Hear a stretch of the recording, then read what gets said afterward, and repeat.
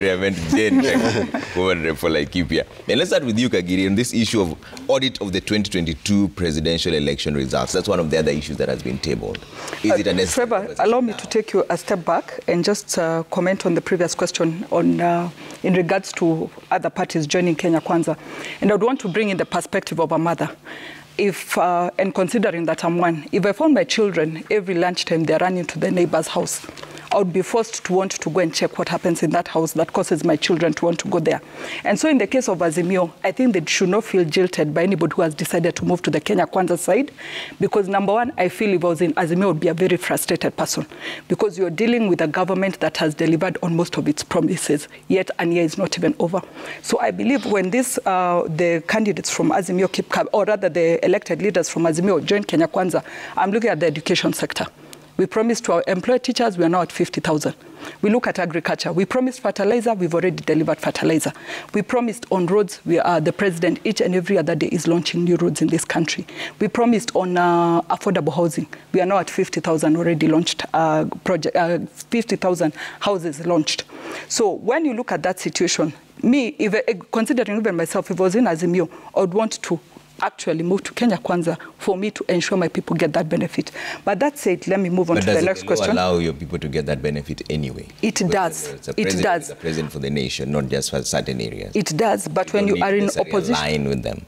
It does, Trevor, but when you're in opposition, your main duty is to keep fighting or opposing whatever the government does, and that's why they're called opposition. But when you have nothing to oppose, because this is a delivering government, it's always said when you can't beat them, join them. But as a matter of principle, Kagiri, do you not think that when you spoke to the people and said this is the position that you're taking and then you shift, doesn't it become a selfish move? Trevor, we are forgetting many of these people, and considering myself was in the previous regime and had to defect to UDA based on the demand from my constituents, there was a lot of intimidation, blackmail, coercion, and that is why most of these people are moving. Not because what they said is what they meant, but it's because it is what they were being forced to say. And I believe that's why they've taken out their genuine positions currently, because they want development for their people. Yesterday I was going through the list of the ESP markets that Kenya Kwanza has set aside 5 billion to complete. And I looked at Machakos County. Machakos County, in the 181 markets, Machakos County will be getting 7 of them. Yet you'd expect a division of 47 counties, maybe each should be getting 4 or 3.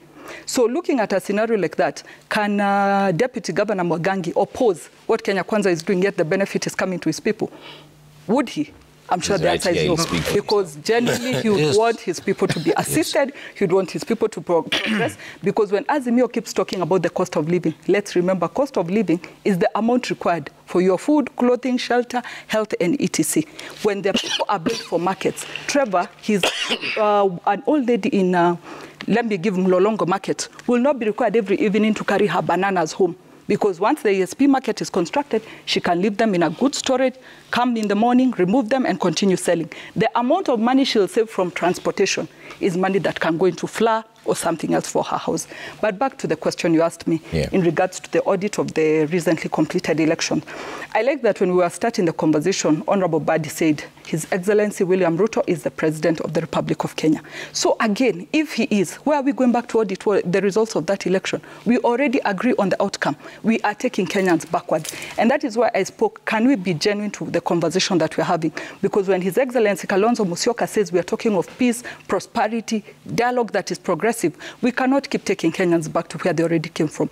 And I keep quoting the Maina Kiai case of 2017, where the Supreme Court ruled that the election ends at the polling station. Last year's election, the 2022 election, ended at the polling station. If Jane Kagiri is content with the results of her election, if Honorable Boni Halwale is content with the results of his election, if His Excellency Mwangangi is content with the results of his election, why do we have one particular candidate in this country who keeps complaining and claiming that the results were not as they were supposed to be? So that's my input for that. Mwangangi, you mentioned